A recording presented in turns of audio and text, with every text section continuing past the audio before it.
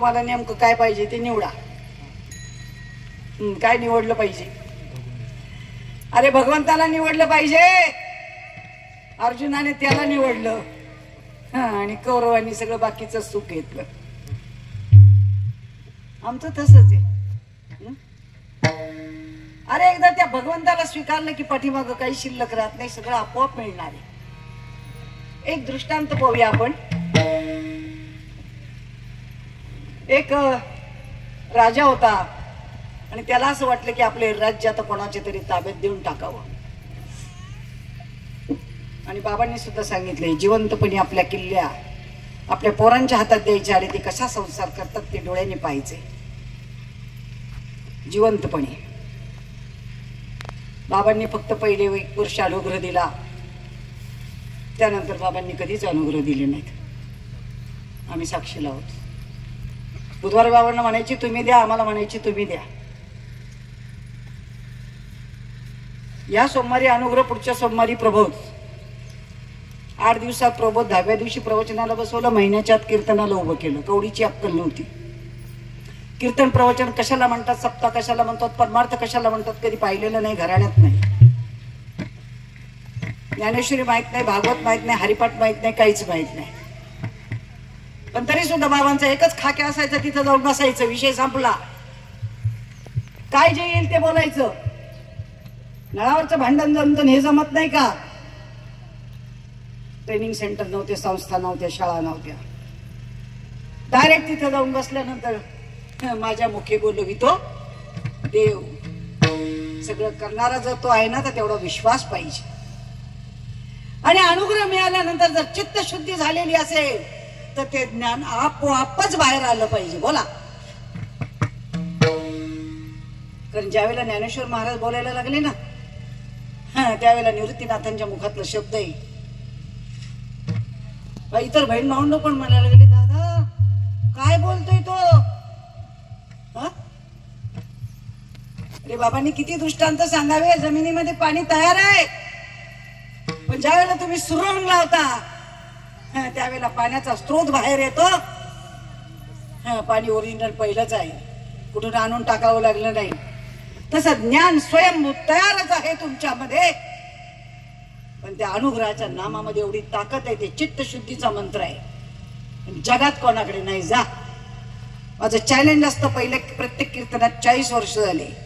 असा कोण बाबा असेल की तुम्ही पण विचारायचं तुम्हाला जो आवडेल तो, बाबा आम्हाला अनुग्रह द्या आणि स्थिती प्राप्त करून द्या. जो रामाला वशिष्ठांनी दिला तो द्या, जो कृष्णाला सांदीपणींनी दिला तो द्या, जो ज्ञानेश्वर महाराजांना निवृत्तीनाथांनी दिला तो द्या, जो तुकाराम महाराजांना बाबाजी चैतन्यांनी दिला तो द्या. आणि तो जर तुम्ही दिला तर मी माझी इस्टेट बहाल करायला तयार आहे. बोला. तुमचे 30,000 आणि 40,000 कोणाला पुरणार आहे? कोणाला पुरणार आहे? 30,000 आणि 40,000साठी एवढं भिकभंग व्हायचं नाहीये. इस्टेट द्यायला तयार आहे माझी पूर्ण. असा बाबा फक्त समोर आणून दाखवायचा, उभा करायचा. अजून एकही फोन आलेला नाही. विचार करण्यासारख्या गोष्टी आहेत या. खूप मोठं तत्वज्ञान आहे. पूर्वीच्या ऋषीमुनींना महात्म्यांना तपश्चर्या करून मिळालं नाही, हिमालयात जाऊन मिळालं नाही, योग साधना करून मिळालं नाही. सगळ्या धरतीचे लोक आलेले तिथे. चोर आलेत, डाकू आलेत, मर्डर करणारे आलेत, वेश्या आलेत. अजून कोण सांगू सांगा.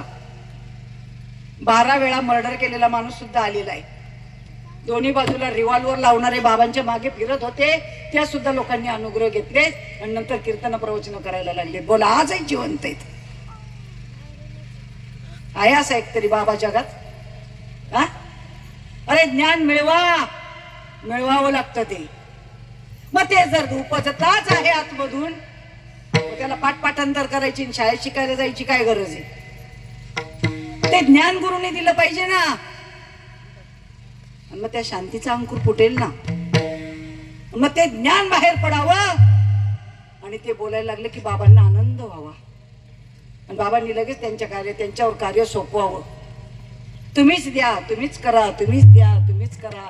एवढ्या उदार अंतकरणाचा दाता कुठंच भेटणार नाही. अरे आपली तारीख कीर्तनाची कोणी कोणाला द्यायला तयार नाही.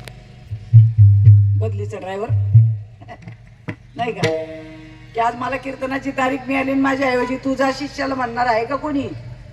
डोक्यावरचा फेटा काढून देणार आहे का कोणी?